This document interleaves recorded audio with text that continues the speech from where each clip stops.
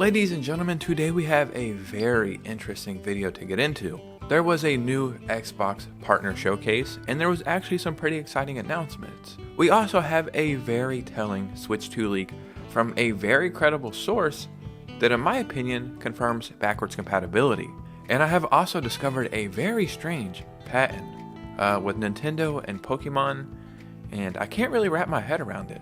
So let's go ahead and get right into this video. So every single day when I get up, there's a new leak or a rumor or announcement or presentation or something going on. And I'm not complaining, but it really is a lot to take in. But to me, it's all very entertaining, so I hope you feel the same exact way. Before we get started, if you could hit a like and subscribe, it would truly mean the world to me. I'm actually going to rush through this video just a little bit, or it might seem like that, because I think today I'm actually going to release 2 videos. So yeah, be on the lookout for that one too. But let's just go ahead and get right into it. So Xbox had a partner showcase, and I seen the news like a week ago that this was happening, and I'll be honest, I actually didn't give a shit about this at all. It's not that Xbox is a bad company, and I do think they make great games. And I had to remember that this is a partner showcase, so this isn't really Xbox, I guess, themselves doing this presentation. It's more of the people they work with. But I just don't know why. I'm just not interested in what Microsoft and Xbox has going on anymore. The only thing that I've really been interested in is the Indiana Jones game. And once I found out that was coming to the PS5, I was like, yep, that's exactly where I'm going to play this. They made some pretty cool announcements. I'll read a couple of them off quickly. They had Wu Chang Falling Feathers, and that's coming in 2025. The Control multiplayer game is revealed as FBC Firebreak. I don't even know what that means. Alan Wake 2 DLC got a new preview. Chronos, the new Dawn announced. Looks pretty cool, I guess. Kind of creepy, kind of reminds me of Silent Hill a little bit. The new Pirate Yakuza game also got a new trailer. Very strange game. I remember when this first leaked out, people thought, whoever made up that leak, you're insane. And then it actually came out to be true. Animal Well was a game that Video Game Donkey was involved with, and that's coming over to Xbox. Mouse PI for Hire, this is a game coming out in 2025. This looks incredible to me. Eden Zero is also coming in 2025. Eternal Strands is coming in early 2025. Mistfall Hunter is a game announced for 2025. Will World is announced for 2025. But the number one announcement that I want to talk about is Subnautica 2. Subnautica is one of the greatest video games of all time. Subnautica 2 looks absolutely amazing. And something so cool about this game is it has 4-player co-op. So yeah, they announced quite a few things, but Subnautica 2, man, it looks great. So now let's get into a Switch 2 leak. And you may say, well, who is the source for the Switch 2 leak? Trapaholics, real trap shit. Nah, I'm just playing. I didn't make it up. This is coming from those Pokemon leaks, that massive data breach from Pokemon. We've seen some stuff about Pokemon games being available for the Switch and Switch 2.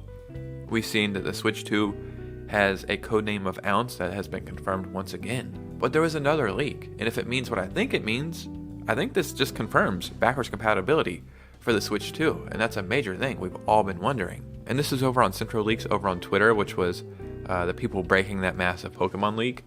Ounce, which is the name for the Switch 2, seems to use the same tools and ROM format Nintendo currently uses for the Switch 1. ROMs are still NSPs, but obviously they have new encryption keys that only Nintendo has. So if the Switch 2 has the same tools available and same ROM format that the Switch 1 has, well, that probably means it's to play Switch 1 games. Another thing I think that can mean is maybe you'll be able to put Switch 1 games into the Switch 2, and maybe they'll be upscaled with a better resolution. Like, I'm really not sure how it works. For example, when I bought Cyberpunk on PS4 and put it in my PS5, it said, do you just want to upgrade to the PS5 version? And then I was playing the PS5 version, but I was using a PS4 disc. So I really don't know how it works, but I'm assuming this is the same exact scenario we're going to have for the Switch 1 and Switch 2. And we've seen a bunch of leaks, rumors, and reports saying that the Switch 2 is going to be backwards compatible. And we also had a statement from Nintendo where they were saying that your Nintendo account is going to make it a seamless transfer between generations of the Switch 1 to the Switch 2.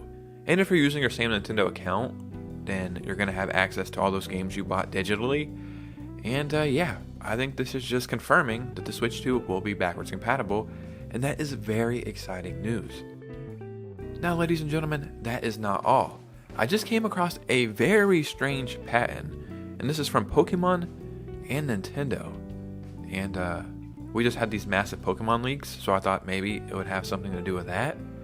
But I don't think that's the case. So as you can see, this was published on October 17th, which is the day I'm recording this video. And look at all the inventors on this.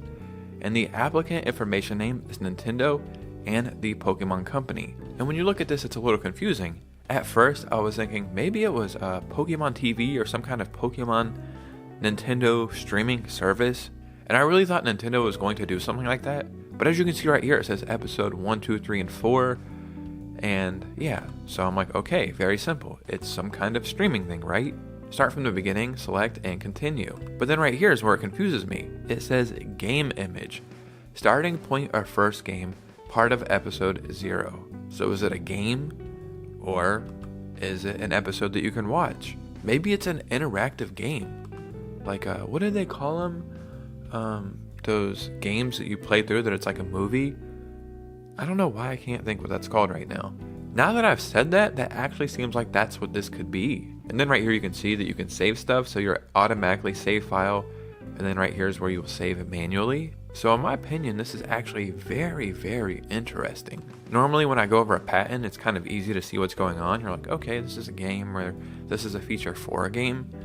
This one really has me scratching my head. And the only thing that makes sense now is one of those games where it's like an interactive movie or TV show, where you have multiple options to play through it. And if that's actually the case, that would be so freaking cool and a real breath of fresh air in the gaming industry in general, but definitely coming from Pokemon. But ladies and gentlemen, what do you think about all this information? Because your opinion matters most over here.